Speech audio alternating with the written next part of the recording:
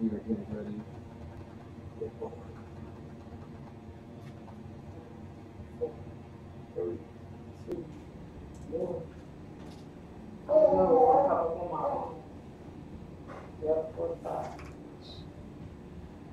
Let's see if we are streaming now.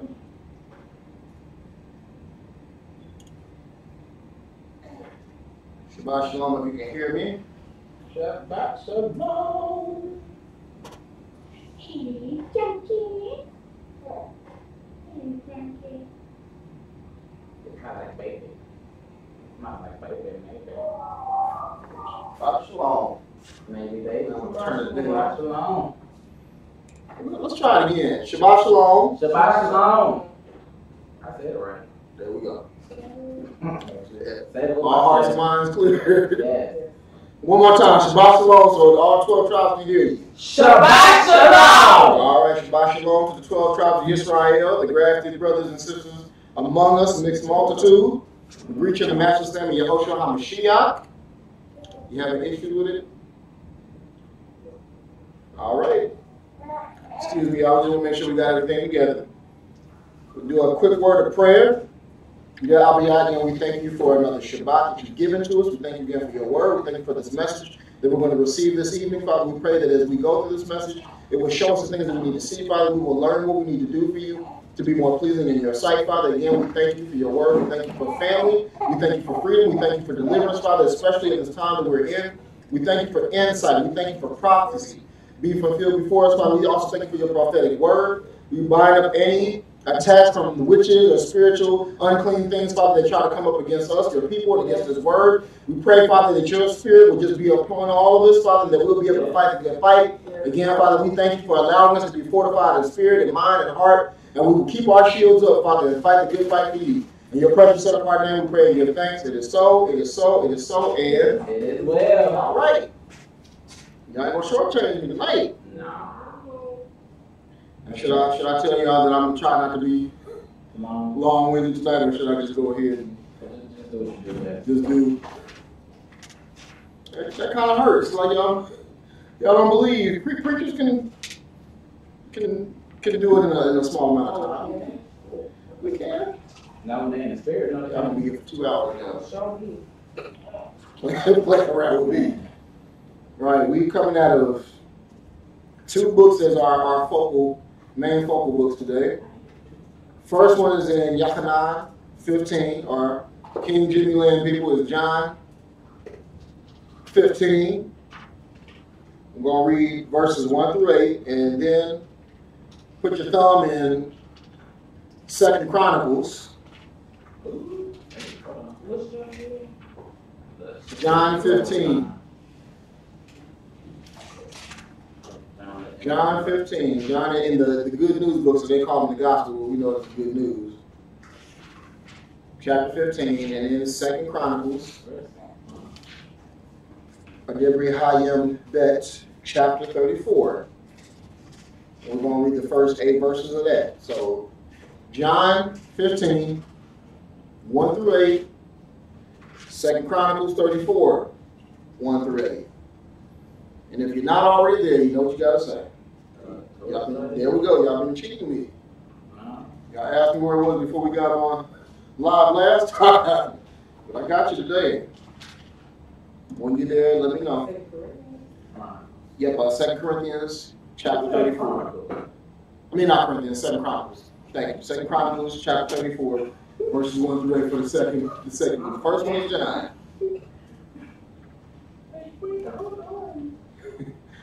Are you in John? So you got John already, right? Yeah. It's the Chronicles that's kind of messing us up. 2 Chronicles. Okay, what chapter? 34. All right. Verses 1 through 8. And while you're getting there, I'll go ahead and read John 15. 34. 34 verses 1 through 8, 2 Chronicles. All right, the first book we're going through is John 15 verses 1 through 8, and it reads, I am the true vine, and my Father is the gardener. Every branch in me that bears no fruit, he takes away. And every branch that bears fruit, he prunes, so that it bears more fruit. You are already clean because of the word which I have spoken to you. Stay in me, and I stay in you. As the branch is unable to bear fruit of itself unless it stays in the vine, so neither you unless you stay in me. I am the vine, you are the branches. He who stays in me and I in him, he bears much fruit. Because without me you are able to do naught. If anyone does not stay in me, he is thrown away as a branch and dries up, and they gather them and throw them into the fire, and they are burned. If you stay in me and my words stay in you, you shall ask whatever you wish. There it is. And it shall be done for you. In this my Father is esteemed, that you bear much fruit, and you shall be my taught ones. All right, now let's go. 2 Chronicles 34, verses 1 through 8. And that reads, you there? I got a baby. Hold on. Well, I'll go easy on you. You can excuse it with the baby this time. Wait, they can put that. Let's put it. Go ahead. It is. It reads, Yoshiyahu was 8 years old when he began to reign, and he reigned 31 years in Jerusalem. And he did what was right in the eyes of Yahweh, and walked in the ways of his father David, and did not turn aside right or left. And in the 8th year of his reign, while he was still young, he began to seek the Elohim of his father David. And in the 12th year he began to cleanse Yehudah and Jerusalem from the high places and the Ashram, and the carved images and molded images. And they broke down the slaughter places of Baals in his presence. And the sun pillars which were above them he cut down. And the Ashram and the carved images and the molded images he smashed and ground them up and strewed them into the surface of the burial sites of those who had slaughtered to them. And he burned the bones of the priests on their slaughter places, and cleansed Yehudah and Jerusalem. And in the cities of Manasseh and Ephraim and Shimeon, as far as Naphtali, or Naphtali, however you want to pronounce it, in their ruins all around. And he broke down the slaughter places and the Ashram, and ground the carved images into dust, and cut down all the sun pillars throughout all the land of Israel, and returned to Jerusalem. And in the 18th year of his reign, when he had cleansed the land and the house, he sent Shaphan, son of Atasiu, and Mattsayu, the head of the city, and Yoas, son of Yohaz, the recorder, to repair the house of Yahweh, his Elohim. All right. Now put your thumb back in John 15. Y'all ready? The title is simple. It's The Purge. The Purge. You know, they've had some movies about the Purge, and we've actually been seeing Israelites getting purged on by cops, by Planned Parenthood, by gangs, by all these other different devices that the enemy has placed before us to cut us off. We are in a season of indefinite pruning and purging. Remember I told y'all that the prophecy that he gave me a while back, pruning and purging season. And as soon as that prophecy was given, what happened? Started happening. People start falling off, things start falling off. We must make sure that we are staying connected to Yah's word, and we know the word to be who? True. Whose word, y'all? Come on. Oh, sorry, Yahweh. Sorry. Yahoshua, HaMashiach, and bearing fruit. We are to stay in and connected to him so that we are able to bear fruit as well as to weather storms that may come. Yahoshua emphasized the point of staying in him, and he said that 7 times, just in chapter 15 of John. 7 times. And what does 7 mean? What 7 represent, y'all? Come on. Completion. Let's see if y'all wait. Okay. Completion, completeness, perfect. We know that 7 means that. We see that Mashiach is making it completely understood that we are to do what? Stay in him. If you abide in me, my words abide in you. We always quote that. You can ask what you will. They get excited. They start shouting, and the organists start, and you know, people kicking their legs up, and yeah, like you start doing a quote unquote Holy Ghost dance when the Holy Ghost don't make you dance. The Holy Spirit don't make you dance. Make you say ouch. And then he comforts you after he convicts you. Yeah, he gonna beat you up first, whoop you, and then be like, "Now, baby, you know I had to do that because you wouldn't act right." You remember what your grandma used to tell you? But the thing is, what do you want us to do? Stay in him. When you stay in him, when you stay connected to him, then yes, you can ask. You know what to ask for. But the whole thing is what? Staying connected. That's why he says, stay with me. He started off, I'm the vine. Abba's the gardener. Those that don't bear fruit is dead. So I'm going to cut you off. Because if you don't cut something that's dead off, it's going to end up infecting everything else. And so all of a sudden the good thing, and what do we see in homes? What do we see in quote unquote church houses and organized religion? What do we see with those of us that truly know our heritage is Hebrew Israelites? Or not even saying because that's redundant, Israelites. We know who we are. We know who our heritage is, but yet we ain't connected. Because how do you know that there's people that's not connected? There's people that's saying that Joseph is Yehoshua's dad, that Father Yah isn't really Yehoshua's dad. There's people that say that Yehoshua is the devil. They don't believe in him. He's the white man's God and all these other different things. And it's like, how can you be connected then? If you're not connected to the one that brings you to Yah. Because also in Scripture he said, I am the way, the truth, and the light. And nobody going to come to Abba Yah unless they do what? Go through me. And so those people that don't stay connected to him are what? Dead, so they're getting pruned. And they don't realize that. We look at we're supposed to be fruitful. What did he tell Adam and Hawa in the garden? Matter of fact, before he even made them, he had already spoke it out to be fruitful and multiply. So when he made them, it was time for them to do what? Be fruitful and multiply. It means produce something. And don't just produce anything. Give me something good. Give me something that's going to satiate me. Give me something that I can give to somebody else. And so anytime that we stay connected to Yah, we can give other people. That's how you can give people love when they don't feel love from anybody else. That's how you can give people family when they don't feel family from anybody else. I'll say it now. I've been telling y'all, but I'm just going to go ahead and if they don't like it too bad. I've told y'all that actually my Fortified family feels more like family to me than my own family in a lot of ways. And the thing is, that's how we're supposed to do it. It's not just by blood. It's like we talked in the testimony. It's by the Spirit. We're family, all of us that have the Spirit of Yah in us. And the way you know that somebody has the Spirit of Yah, you know that they're connected because what? It shows in how they live. It shows in how they talk. It shows in how they act and respond with each other. If I'm walking down the street and I'm holding the Bible, but I'm cussing everybody out, what kind of fruit am I bearing? Am I showing that I'm connected? I'll preach a good sermon and then y'all catch me at Rockford Tap getting like 10 fifths of some hen and give me a couple cigarillos and stuff like that. Is that me showing that I'm connected to y'all? No. The thing is, you got to bear some fruit. It has to be some good fruit. It's got to be something tasty. When you see an apple tree, what do?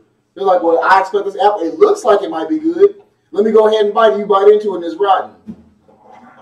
You're going to say, cut the whole tree down, because if this thing is rotten, it look good, but it's rotten, all of them got to be bad.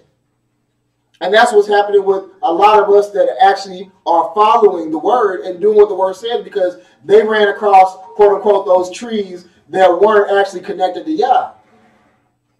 And they were bearing bad fruit. They were bearing things that were tarnished.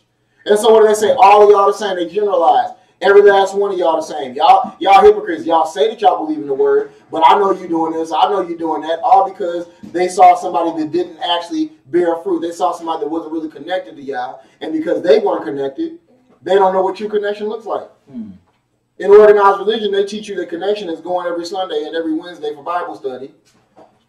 Going to Tuesday prayer meetings when they have them. And even in prayer meetings, they only be like maybe three or four people that come to prayer meetings. You got a whole congregation, but only 2 or 3 people come, and it's always the same people coming for prayer. Like, don't nobody else need no prayer. Well, they say as long as the doors of the church is open, I'm always there. That's not bearing fruit. That's just being in some place. It's no different than working, but you ain't really working. You just collecting a paycheck, just sitting and doing nothing. And that's where organized religion teaches you a lot of times. You just come. Just come. We don't care how you come. Come as you are. Bring some money with you, but just come. You ain't got to learn nothing. You ain't got to do nothing. I just want to see you in the seat so that I can feel like we're growing. Nobody's got any fruit. The people that come in, they came in starved, leave even more starved. And then they can't help nobody at work, at home, or out in the store, anywhere else, because what? They weren't connected. What happens if you don't charge your phone? So what? It needs, at some point, you need to what? Recharge. It needs to be connected to a power source. What he's saying is be connected to the power source. Again, who's the power source? Yehoshua. Y'all with me? And what does it say in verse 2? Every branch that doesn't bear fruit, he does what to it?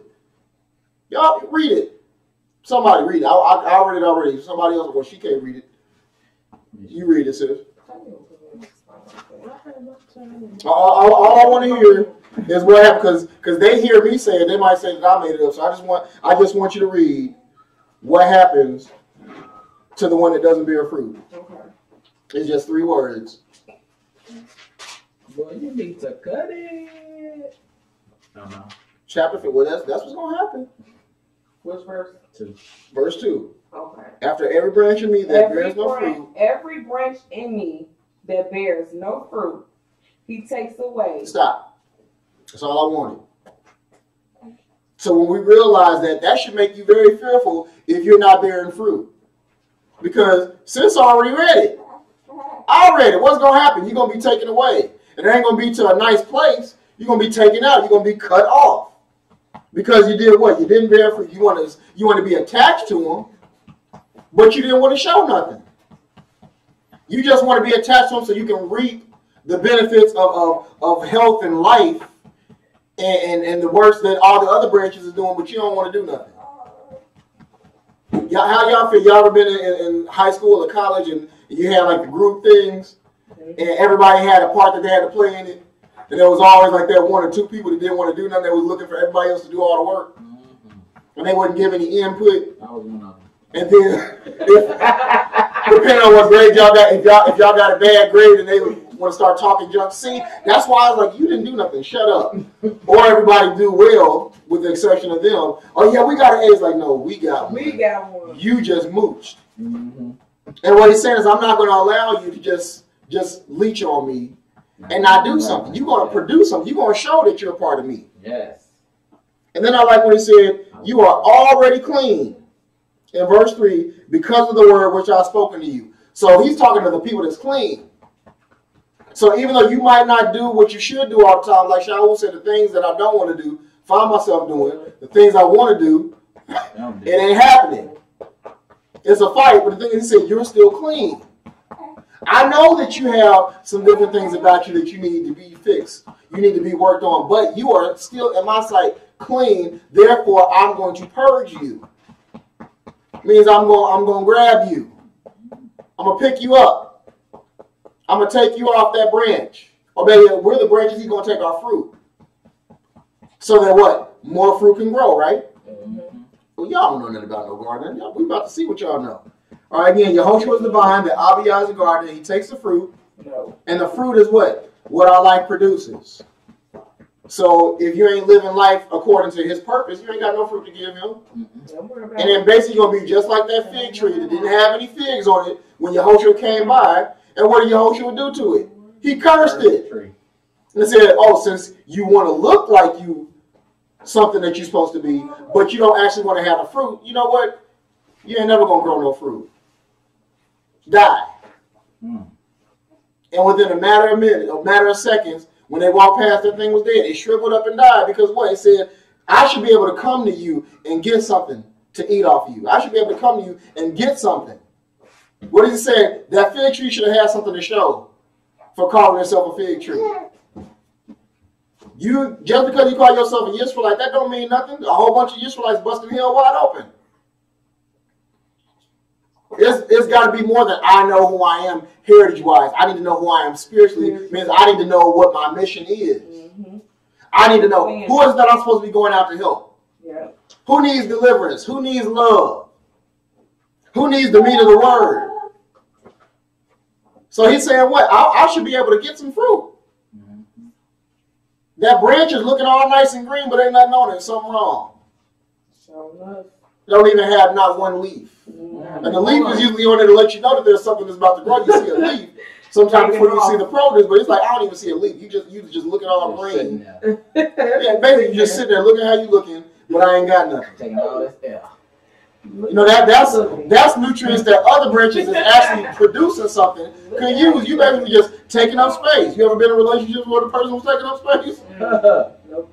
Comment. She's like, no comment. You ever been in a workplace and people just taking up space? No comment. You ever been and with around family and people just doing what? Taking up space. Sometimes we might have been the one that was taking up space. Breathing in my air.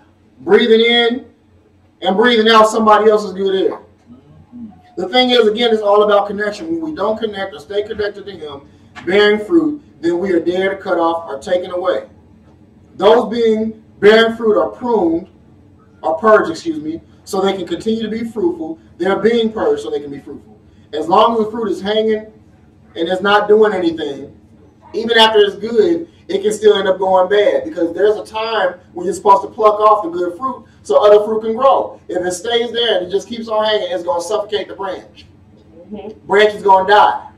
And that's what happens with us a lot of times. You know, you got those giftings, you got those anointings. Everybody's like, well, I want this kind of gift. I want to be a prophet, or I want to be an apostle, or I want to be I want to be all these other different things. And it's like, be what you were supposed to be producing. If he gave you the Ema spirit, you got a Ema spirit. Produce being a mother to people. Produce being a father to people. Produce being a brother or a sister. Produce being a teacher. Produce being whatever it is that He's giving you to do. That is your fruit. That is the produce of your life work. Like I always give you a life work. That's the produce of it. And if you just want to hold on to it, I don't want to do it, it's just going to hang there and it's going to suffocate the branch. And that's why you end up dying.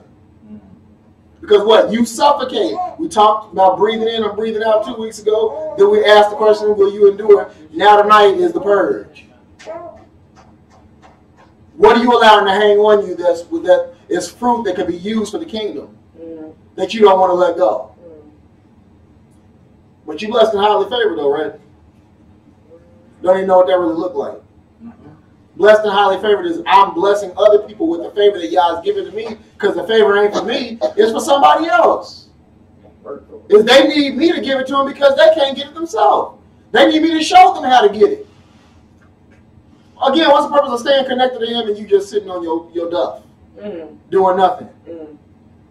Oh, when I came to service, Satan came too. Matter of fact, he was sitting right next to you, whispering in your ear. You was laughing. Pass him a piece of gum. Well, I read my scriptures. Whoop-de-doo. He know them too. He know how to misquote them, and his people do too.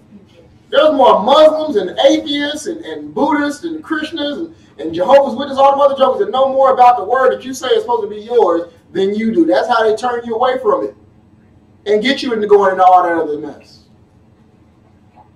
Because what? You aren't connected. When you're connected, you are fed the word. You are fed the Spirit, and then you're supposed to grow fruit, and you're supposed to let Him purge that fruit so that you can grow more. It'll be like the man that only had one talent. He's like, well, I only got one. This ain't nothing. I'm just going to hide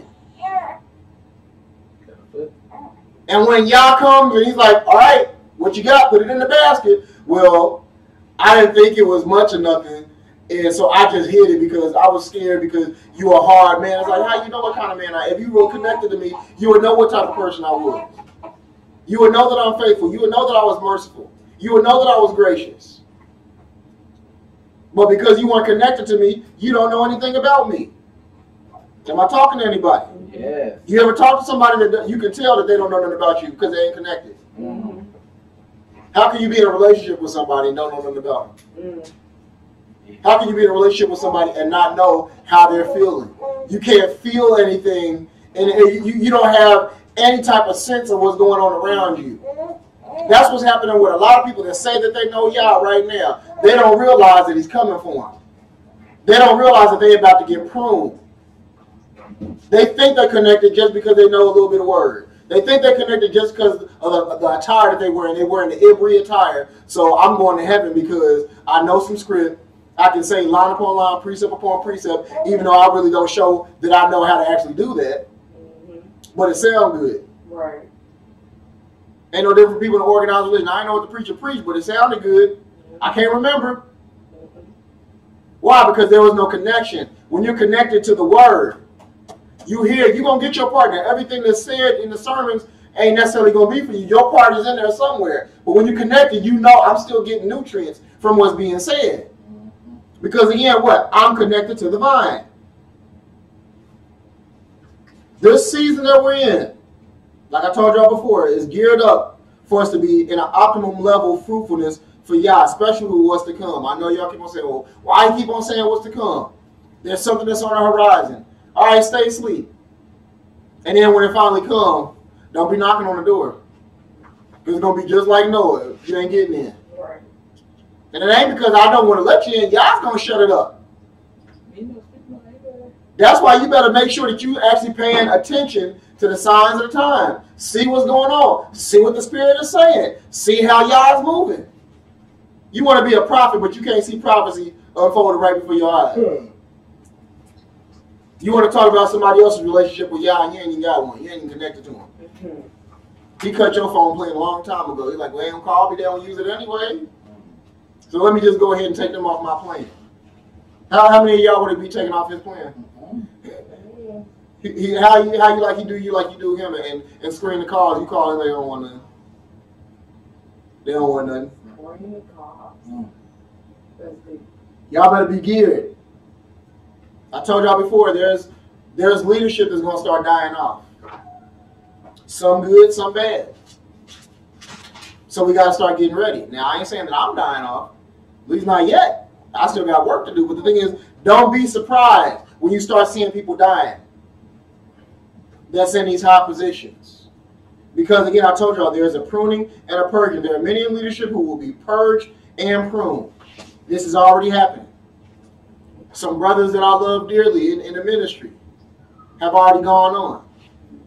Then there's some that wasn't brothers because they weren't connected spiritually that have gone on. Some in leadership are being pruned. The word for prune, because y'all know y'all finally got to get a Hebrew word. The word for prune, the Hebrew word we're using is zamar. It's spelled Z-A-M-A-R. Zamar. And the Strong's number, the Hebrew number, is 2168. Zamar. 2168. And what that means is to trim or to prune. So when you look at pruning, because there's a difference between pruning and purging, two different things. What we're saying is they're being taken away or being removed via death, or they're just being non-existent in a place. Have you ever told somebody that you wasn't feeling that you're non-existent in my life? Means basically, I cut you out, I don't see you. You ain't. They're non-existent. Basically, what happened is what? You pruned them. You trimmed them right then and there. What do we always say? What game is flawless? Our cutoff game. Off game. So when I'm saying my cutoff game, what I'm saying is my pruning game. I'm pruning you. I'm trimming you up. And when they prune, what they're doing is they're trimming off the thing that's worthless. So when somebody says you're not existent to me, what they're really saying is you're worthless. So therefore, I cut you off. Now, how would you feel if y'all said that to you? Because that's what's happening to those that are being pruned. Yes, pruning and purging. When I told y'all pruning and purging season, what happened? Things start getting cut off, didn't it? Whether it was people around us, whether it was things that was on us and in us that needed to be cut off that was worthless. An unclean spirit, I think, is very worthless, don't you? Yes. It should be non-existent. Absolutely. Right? Yes. The thing that should be purged from us is what? Fruit. Something good, right? Y'all with me? Yes. Y'all better say it with your chest. So the thing is, what he's telling us is people in leadership, people that want all these high positions, there's some being pruned, there's some being purged. And just like we said with the pruning, also with the purging in leadership, the Hebrew word for purged is taher. It's spelled T-A-H-E-R. Taher. And the Strong's number is 2891. 2891, taher. And what taher means is purged, pure, become clean, purify, cleanse, remain. And then I like this one, pronounce clean. Again, it's purged, pure, become clean, purify, cleanse, remain, and pronounce clean. So while some are being removed, others are being cleansed and purged. This purging can also be the removal via death or non-existence in the place as well. And more so, we'll scratch off the non-existence because when you're actually being purged, you're existent to Yah. It's just that he needs to remove that fruit off of you so that you can bring more fruit. And then even sometimes with that purging, like I told you, some brothers, that it broke my heart when I heard some brothers in our Israelite community had passed. And they were strong brothers. I didn't necessarily agree on everything that they said with some of the doctrinal stuff. But as long as they was quoting that script and they was quoting it right, I was with them and I was rooting them on. But some of them, got purged to the point where their branch got cut off so that another new branch could form and they could continue to work. When you've grown as much as you can grow, it's time to go. Right? Because what else is there to do? I produce as much as I can. Okay. So now it's time for me to graduate. It's time for me to move on to the next thing. And so you need to have the new. If we always had the old guard around, the new guard wouldn't be able to do nothing, would they? They wouldn't be able to shine. If Elijah or Elihu, if he had stayed, what would Elisha been able to do? Exactly. Because what's his face was still been having the spotlight. And the thing is, when he left, he gave Elisha a double portion. He put his man on him and gave him a double portion. So he was able to continue to work, and he did even more. That's what we're supposed to be doing. Is we're supposed to be raising other branches, teaching them how to be strong, teaching them how to produce fruit, because I ain't always going to be around. Y'all need to do it. And y'all ain't always going to be around. So y'all need to teach other people. Same thing for you in TV land. The thing is, we need to make sure that I'm producing as much fruit as I can for the time frame that I have, and then I'm going to get out the way so somebody else. Then we can do the one watered, or one planted and the other one watered, but y'all got the increase, because at the end of the day, it's all about y'all. So my life should be something that somebody can eat off of. The things that I go through life. What do you think when we're sharing things with each other? We're ministering to each other. And I say, y'all say, I'm going through this right now, and me or my Isha or somebody else can say, you know what? I went through something similar like that. Yeah. And this is how I overcame. Now, oh my gosh, I ain't never overcome. You might as well just die because it's worthless. It's never going to be any better. The thing is, our life bears the fruit that I overcame this. I won. I'm still here. Yeah, it hurt. But guess what? I got victory. You got victory this week in a situation in your life. All of us have victory. When we actually look, why do you think they say when I look back over my life and I wonder how I made it over, that's me, I see that I got the victory. I'm not wondering how, I know how. That's when you can do the praise break, not when they playing the organ and all that other stuff and it's superficial. Now the praise break is when you realize I won that. I did that through the power of Ruach HaKodesh because I stayed connected to the vine. My life produced fruit that was sweet to him. My life produced fruit that somebody else was able to eat off of. Yes. But I had to get purged. Yes. I had to get people pruned off me. I had to have certain situations trimmed off of me. Yes. I had to have certain mindsets trimmed off of me. Yes. Then I had to hit the fruit purge. Yes. You do the trimming, the pruning before you do the purging. Yeah. You don't want to get them mixed up. I don't want to have something that needs to be trimmed. They're strangling the fruit. Yes. Absolutely. Because then you give strange fruit. Nobody want no strange. Except strange people. Right. Y'all with me? Sure. I don't know, why are you talking about strange people? You know nobody want no strange. We don't. Pruning is to trim or clip off the things that are not needed on the plant, the vine, or the tree. And it also has no value. Pruning also helps the plant to be healthy. So every day you should be getting pruned at some point. Because every day there's something that's trying to attach itself to you that's worthless. You know, people sliding in your DMs. Trim them. Worthless. Touching hands. People, hey, can I talk to you for a minute? You know, a man or woman come up to you, oh, you looking real nice, and you perceive and discern the spirit of the and be like, no, not my peoples. Right. Not my folks. You another team. No, get away. Let me cut you off. So that's what we have to realize. Every day, something got to get cut off of you because something is growing. Remember we talked about the wheat and the tares? You ain't always being watchful. And the enemy is going to send his jokers in at night while you're sleeping.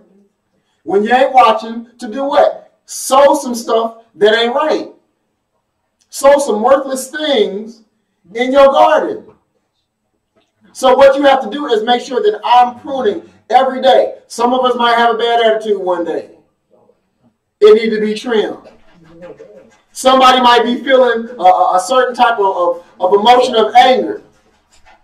Got to be pruned. Yeah. Somebody might be having doubt. Now, I know ain't none of y'all dealt with doubt. Y'all doubt free, right? Y'all ain't never dealt with doubt. You got to get doubt. What? Trimmed off of you. You know, for the women, sometimes you get your hair done. Like, we just trim a little bit here. Trim a little bit there. Or the guys, when we go get our hair done, like, yeah, just trim a little bit off the top. You know, do what you're going to do on the sides and back, but just trim a little off the top. What it said, I don't need that much. I want some of that off so that I can have a certain type of appearance. We need to get things trimmed off of us, not only so I can have a certain type of appearance. I don't just want to look like something, but I want to be the thing that I'm trying to look like.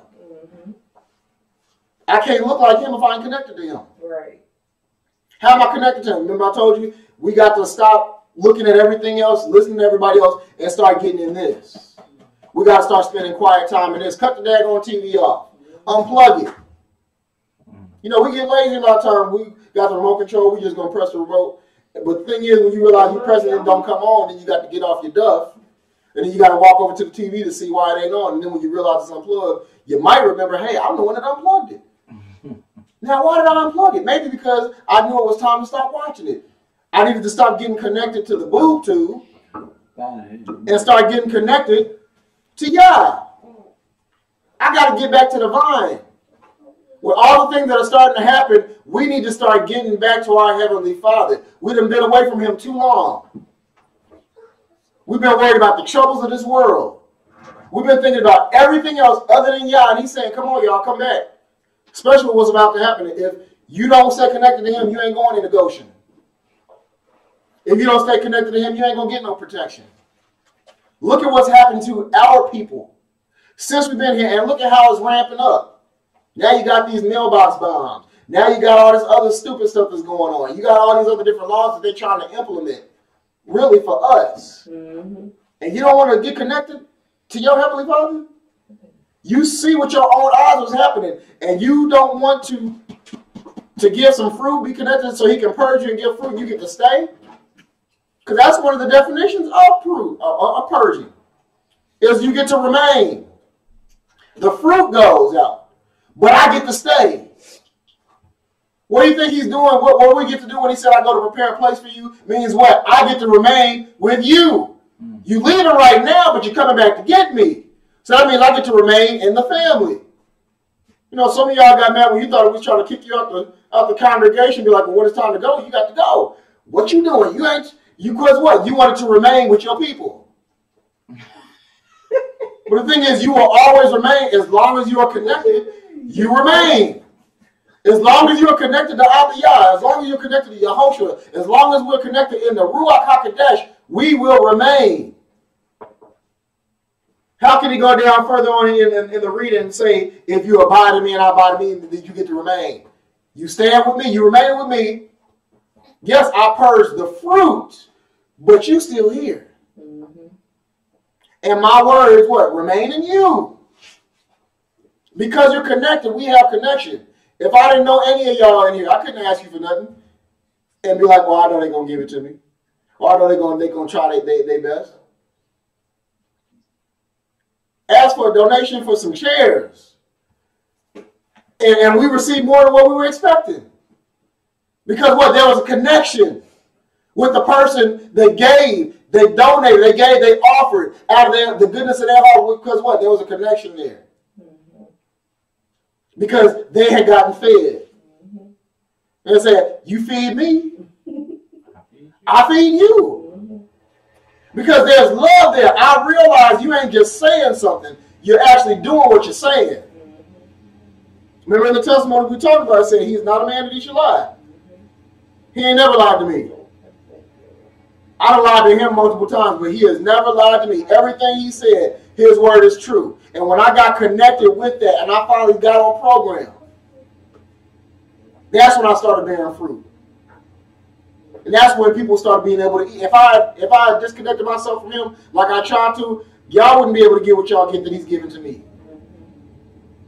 The people that actually listened on social media and stuff like that, they wouldn't be able to glean that life fruit that I produce that he's given to me. If I didn't stay what? Connected to him.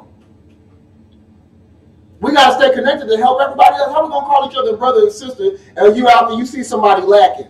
You see somebody spiritually tore up and you just say, well, I pray for them. Or you say it ain't none of my business. Then you ain't connected. Because did he have to come down here for us? Did he have to put on this meat suit? Deal with a whole bunch, like I told you on the testimony, stiff-necked people, generation of vipers, people that was 1 minute all loving him 1 minute, the next minute they two-faced and say kill him because he ain't doing what we want him to do. Right. Y'all ain't never been like that. And I know y'all ain't never been around nobody like that. Because what? They were not connected. His own disciples, his own homies, they weren't even really connected because what? When he died, he told them what he was going to do. And instead of realizing, remembering what he said, they was hiding somewhere. Because what? They weren't fully connected. But when they finally got back to that vine and they remembered that connection, and even though it wasn't severed, it was just tapped into. The enemy had tapped the phone line. When they finally got that connection back, then what? They started bearing fruits, and the fruits that they bear are what we're eating off of today. Mm-hmm. What if the prophets got disconnected from the vine? What if the emissaries, as apostles, all the people that were righteous, what if they got disconnected from the vine? What will we do? What if Yehoshua himself, the vine, disconnected himself? Where will we be? That's why we need to be thankful for the purge. I'm glad when you purging me. I'm glad when you're pruning things off of me because what? I need to give fruit. Yeah. I need to show that I was here and this is what I did. You ever been around a child that they draw something and they run up to you and they want you to see what they did? Mm-hmm. And what they're looking for is they're looking for you to rep and be like, oh, that's good. I love that. Even if it looked like who did it and why sometimes. But the thing is, where they're at that time, their maturity level, that's the best that they can give. But they're so happy that they gave you their best, and they're hoping that it's good enough. And the thing is, they show you that because what? I'm connected to mommy. I'm connected to daddy, and I want to show them, look at what I can do. That's how we're supposed to be with the Hamashiach. He said, stay with me. Again, I told y'all 7 times he said, stay in me, stay in me, stay in me, stay in me. And so that lets us know the completion. I completely need you to listen to what I'm saying and do what? Stay your behind in me.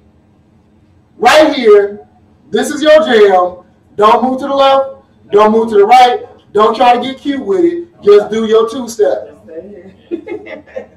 I ain't asking nothing else. I just want, just like you said in the movie Hitch. Yeah. Just give me this. Right. I don't need nothing. You ain't ready for all that other stuff. Just stick to this right here. This your John right here. You do that. And when you show me that you can do that and you can produce fruit just from that, then that's when you can start to mature into other different things. Like I told y'all what he gave me about the elevation. Then you can be elevated. Your branch can go a little bit higher. Your branch can reach a little bit higher. Your leaf can be a little bit bigger. And the fruit can be a little bit sweeter. As long as I do what? Stay connected. And this whole process is all really about purification. Pruning is purifying something. Purging is purifying something because what? It's cleanliness. I cut off the things that's dirty. Purification. I clean the thing that's good to get the stuff off of it so more things can come. Purification. Process. Clean branches bear clean fruit because they are connected to a clean, pure vine. Those not connected are produced dead, or pronounced dead, and taken off. You have to decide if you want to be tahir, which is purged. When you look at King Yehoshua, or not Yehoshua, King Yashiyahu, and what he did in the other main reading that we did, you see that he also was placed in a position after the pruning of his grandfather Manasseh and his father Ammon. So he had 2 people before him, 2 kings, his grandfather and his dad. Evil kings. Evil in the sight of Yah. And the reason why he ended up getting the kingdom at the age of 8 was because the people got tired of his dad, and so they killed his dad. They didn't do a coup d'etat. They didn't want to take the kingdom. They're just like, you suck. Let's just get him. Kill him. I don't want the kingdom. I just don't like him because he don't mess. Let's just murk him. So you look at this young boy was a prince. Went from being a prince to being a king at 8 years old. Now I got to wear the crown. And the thing is, he could have followed after the footsteps of the two people before him, his granddad and his dad, because he was around to see his dad's mess. And he heard about his grandfather's mess, but there was something different about him. He said, you know what, I want to move to the beat of a different drum. And see in verse 2 of 2 Chronicles chapter 34, and he did what was right in the eyes of Yahweh, and walked in the ways of his father David, and did not turn aside right or left. And we're saying his father is talking about his ancestor, his ancestral father, who actually lived right. So the thing is, he didn't follow in the footsteps of them two jokers before him. He followed and did right in the eyes of the one that was the man after Yah's own heart. Even with all the mess that we know what David did. But he was still called a man after Yah's own heart, right? And it said, in the 8th year of his reign, while he was still young, he began to seek the Elohim of his father. So one minute he was righteous in his sight, but he wasn't seeking him yet. But when he turned 16, because he was 8 when he got the kingdom, remember? And it said, in the 8th year of his reign, 8 plus 8 is what? 16.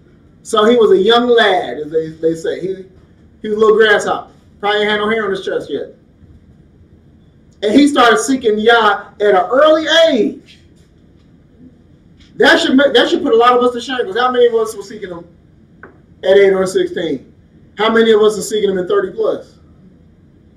How many of us say we know him and still ain't saw him yet? But here this child is. This child king was right in the sight of Abiyah at the age of 8. And then at 16, he's like, you know what? I'm searching for you. I'm looking for you. Help me to be a good king. Now, 8, y'all probably don't remember what the number 8 represents, so I'm going to tell you. 8 represents new beginnings. Oh, you do remember. Okay. Speak on it. What else does it mean? God, that's all. Hey, at least you know that. New beginnings, new order or creation. It also means resurrection and rebirth. Remember that. Because when we was talking about the circumcision, I found out what day did the male have to be circumcised? 8 days. Oh. All right, the 8th day, and we know that it means what? New beginning. That's a covenant, but it represents a new beginning, a new order, creation, resurrection, and rebirth. So he was 8 when the kingdom was reborn, with a righteous king, when a new order was set, when Yah's will was going to be resurrected in the kingdom of Yehudah. And then you look at it and say, in the 12th year of his reign, he started cleaning up Yehudah and Jerusalem from all the idolatry and the presence of false deity worship. Got the kingdom at 8. Huh? And 12 judgment. No, 12, I'm about to give you. I'm glad you want to know. 12 is actually representative of Yah's power and his authority. The completeness, or also the nation of Israel, us, because what? 12 tribes. As a whole, and it also means perfect government. So he was 8. Yeah, he was 8 years old. So he was in the rebirth stage, the resurrection stage for the nation. Then 8 years later, another rebirth. Because what? He starts seeking Elohim for himself. Then in the 12th year of his reign, 12th means the perfect government was coming down. Right? Mm-hmm. Authority was given to him because what? He was seeking after Yah. And then we look at in his 18th year reign, after cleansing the land, he sent people out so that he can get the house of Yah repaired. So 8, new birth, resurrection, new beginning. 12, power and authority of Yah, his completeness of our nation and perfect government. And in the 18th year, now 18 means bondage. It represents or symbolizes bondage. Two of our enemies, two other kingdoms during the account of Israel when it was first being born, after we got out of Mitzrayim, they had oppressed us. We were in bondage to them for 18 years. That woman that had the spirit of infirmity upon her when Yehoshua HaMashiach healed her, remember the woman, well, you probably don't remember the woman that was bent over? She'd been bent over for 18 years. She was in bondage to being bent over for 18 years. I mean, she couldn't stand up straight. And when you look at that spiritually, that's what's happened to a lot of people. They bent over. They hunched over. They hunchbacks. And usually people like that are very irritable, very angry because they're in pain. They're not able to stand up. They're not able to be straight. And so what he did was he straightened her from that bondage. So what he was doing, what the king Yoshiyahu was doing was straightening up the nation, because the nation was hunched over as well because his dad and his grandfather, what they had done. They had brought them low, so he was helping them to stand up straight. When you look at 10 years, because it was said the 18th year of his reign, after everything was cleansed, then he sought to have the kingdom, I mean not the kingdom, but the house of Yah, the temple repaired. He started when he was 8 years old, right? And from 18, how many years is that from 8 to 18? 10 years. And what does 10 represent? Let's see if you remember that.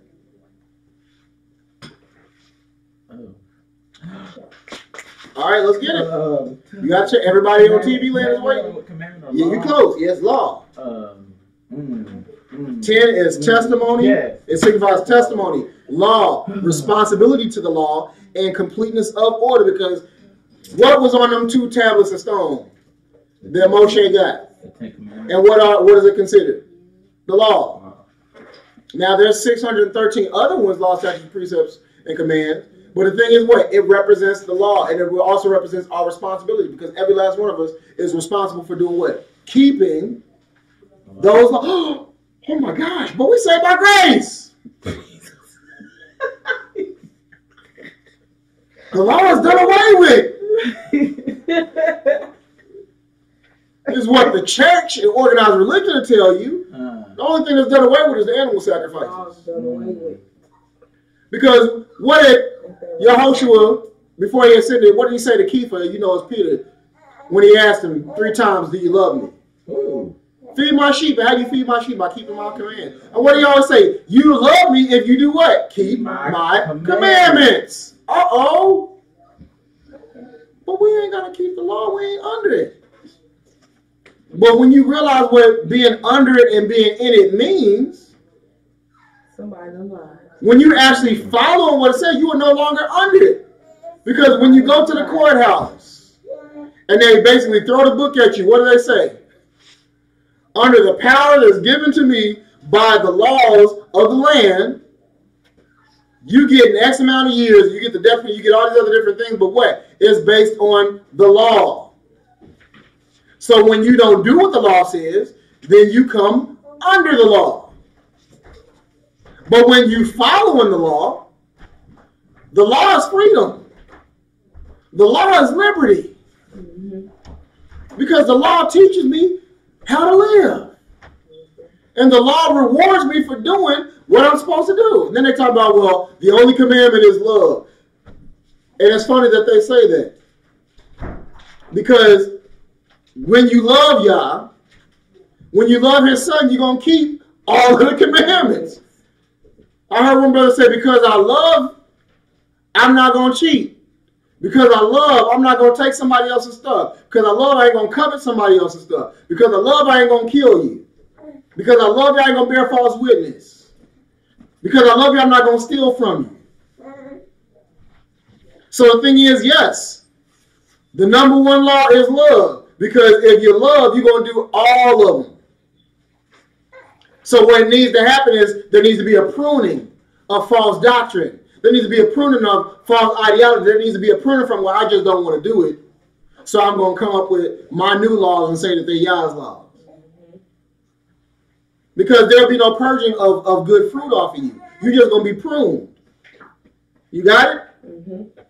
So again, when you look at the king, Yoshiyahu, he also did a purification. There was also a pruning and a purging as well. Because what did he do? He started tearing down all the false things, all the idolatry, all the Asherim groves, all that Baal worship type things. He tore it down.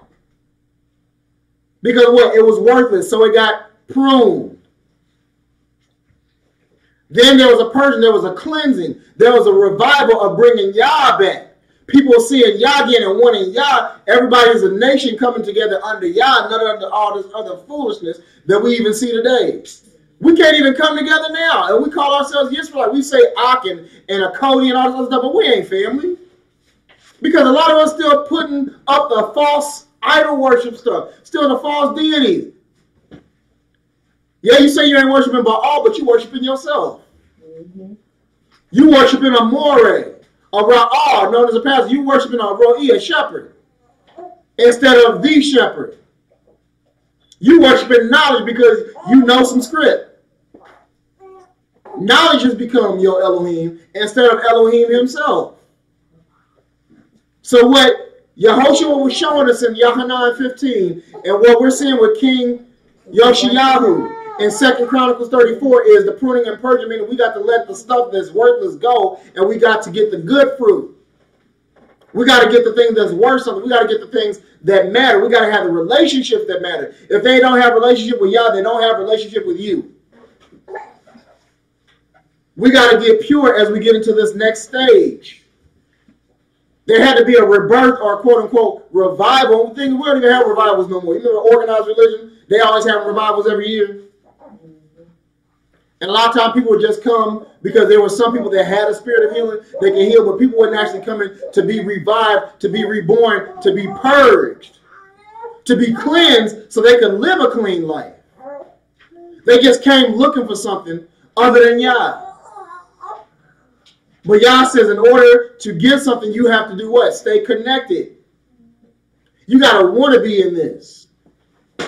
You know, we get to the point where we're gonna start seeing, yeah, you call yourself a Israelite, but when it start costing you something, are you still going to be Israel?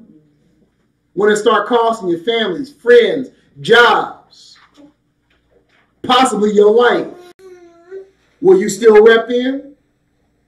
Will you say that I'm connected, or will you disconnect yourself because it gets too hard? I'd rather be purged than trimmed. Once there was a trimming and pruning of what was worthless and unfruitful, then there was a purging, cleansing, and after the purification was complete, then Yah's house was repaired. Yah's house wasn't going to be repaired until the whole nation was cleansed. When all the things that were not right, that was worthless, got trimmed off, and then the good things got purged, there was a cleansing, then it was like, okay, now let's work on Yah's house. That's like you trying to say, well, I got saved on Sunday morning from hoeing in the streets and all these other different things. I supposedly got it cut off, trimmed and pruned, but I wasn't cleansed in my heart. I go right back out doing the same thing. But how am I going to call this the temple of Yah? It can't be repaired until there's a cleansing. You shouldn't keep on coming back to the congregation each week to have hands laid on you again for the same issue. You was an alcoholic the last 5 weeks. You shouldn't be an alcoholic this week. As many times somebody laid their hands on you. Unless one of the people didn't have the power. Or you just kept on going back. You shouldn't be a harlot for 10 weeks straight. If you kept on coming down and wanting to be released of it. Wanting to be cleansed of it. Why? Because you felt that you didn't need to trim off the worthless stuff. Somebody getting it. And so the thing is, and before you can get this temple repaired so that he can dwell in you, to abide in you so you can abide in him to ask what you will, you got to get the worthless stuff cut off, and then you got to be clean. You remember the account of the man that had the spirit taken out of him? And then the thing is, it said the house was swept and clean, right? But he didn't move the Ruach in. He didn't move the Holy Spirit in. So what did that demon do? I want to go back to my house, and I'm going to take 7 people worse than me, 7 demons worse than me, and they ain't going to kick us out this time. Just because he got delivered, but he wasn't connected to the deliverer, so he went back into bondage. When you don't stay in the purification process, when you don't stay clean every day, what happens? You get dirty all over again, and it gets worse. Dirt attracts even more dirt. Don't wash it for a week and be around folks and see how many people going to want to be around you. One thing they're going to say, you smell like you dead. You smell like something that died. What done died? Because that's letting you know dirt is death. Cut on some water to cut off the dirt. You with me? We almost there. No new wine. Remember it said no new wine and old wineskin. That's in Mark 2:22. And then we also talk about the repair of the breach. That's in Isaiah or Yeshayahu 58:12. Before anything can be rebuilt, be reestablished, cut off and kill the wrong stuff, cleanse, then rebuild. Now there's something I want to talk to you about real quick. I don't know if any of you know about it. It's called oil pulling. And it's actually an old technique. Oil pulling, basically, you take some oil. It could be coconut oil, usually the best, olive oil, sesame oil, and put about maybe a tablespoon in your mouth, swish it around. It's almost like mouthwash.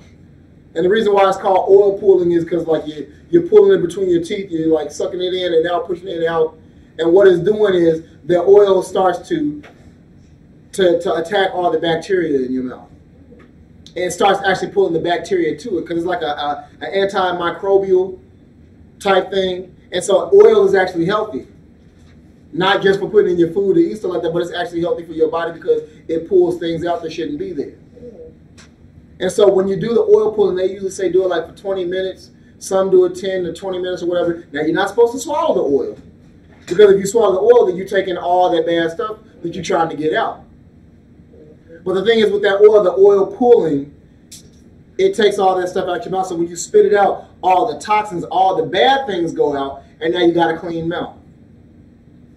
The benefits of oil pulling, I'm going to give you all that. And I promise you, we're almost done. The benefits of oil pulling is in addition to getting rid of the food debris and the plaque that's inside your mouth, because it does that, the treatment is considered to be antimicrobial and is believed to be a remedy for about 30 systemic conditions.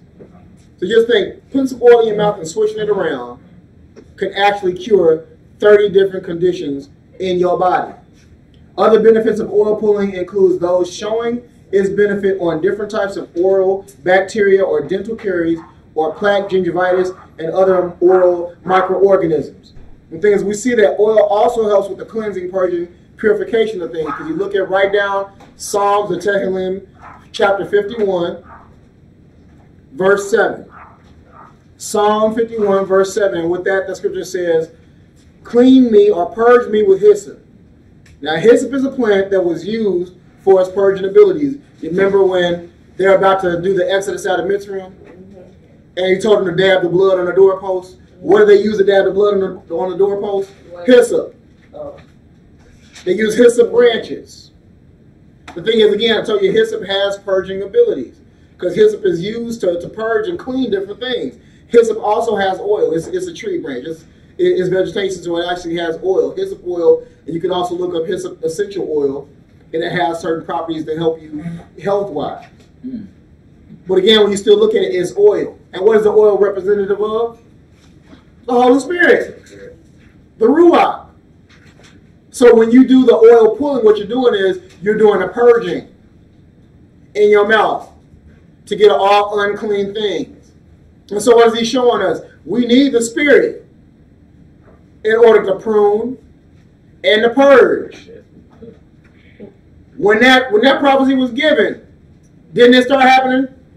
Within a few days, stuff got cut off.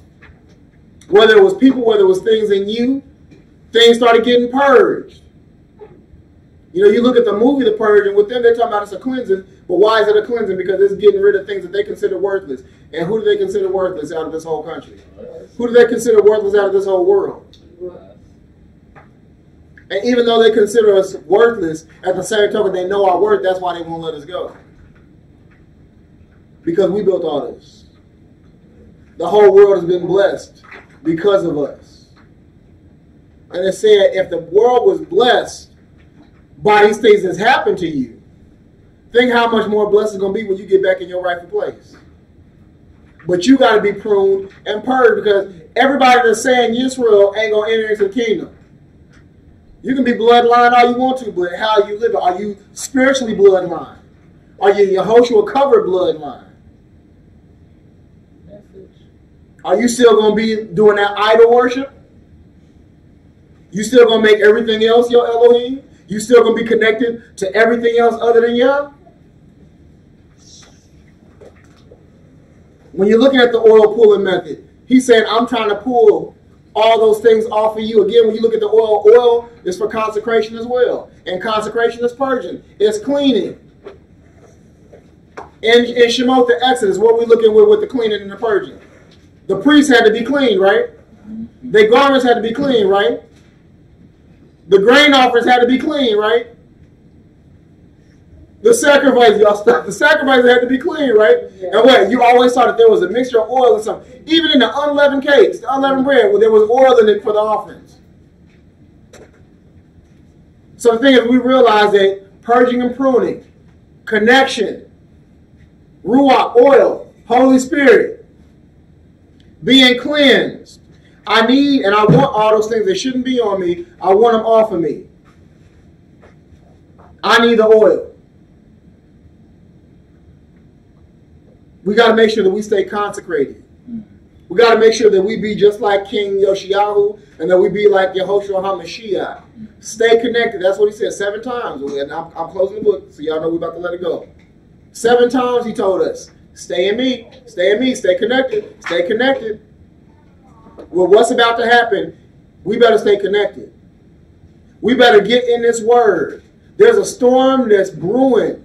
A storm is on the horizon, and instead of people looking to Yah and humbling themselves and being what they've been called to be for this time, everybody's partying.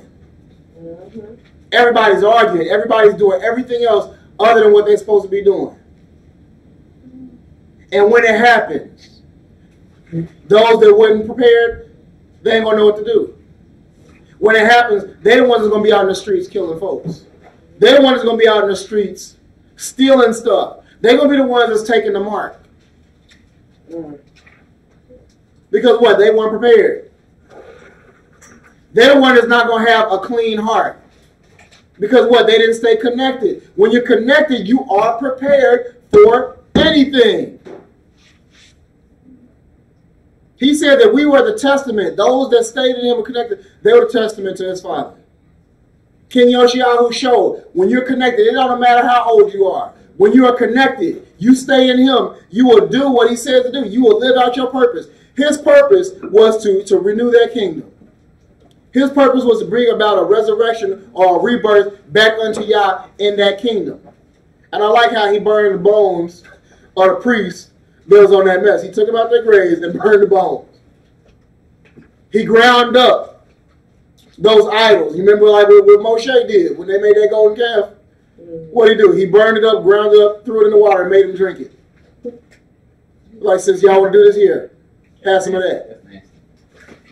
But that was punishment. And so the thing is, Yah's pulling down. He is tearing down different things.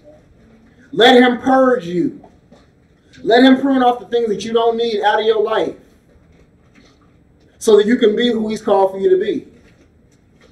The purge is happening. The purge ain't happening like the movie said, and it ain't happening like the world wants you to believe. The purging is happening now. Yah's people are being purged so that they can continue to elevate and give him better fruit. And the worthless things, the worthless people, even those that call themselves Israelites, you getting cut off. You getting trimmed, dog. Because you wouldn't do what he wanted you to do. You wouldn't do what you were called to do. He said, I have no need for you. What do you think he was saying when those that said, in that day, didn't we do this in your name? Didn't we do that? Well, he showed his cutoff game was a lot better than ours, because what did he say? Depart from me. Not I don't know you. I never knew you. I never knew you. You mean to tell me that I was sitting here taking ussies with the Bible and I was acting like I was really in it and all this other stuff, and you was like, man, I don't know who that is. I don't know who that is. Like you taking pictures with family and then somebody photobombs. I mean, they tried to get in the picture and act like they was a part of it, and you look back, you're like, who is this? I don't know who that is. That's what's happening with a lot of us. We photobombing, and y'all was like, get him out of my picture. Photoshop. I don't want him in there because what? I don't know who that is. I don't want anybody to think that they link with me. You got to decide today. What you going to do? You got to decide today. Do I want to be purged or do I want to be pruned? Do I want to be connected to Yah or do I want to be connected to the world? Ooh, yeah. I am the vine, he said. You are the branches. Ooh. Either bear fruit or fill my cutoff game. The purge. Shalom. Shalom.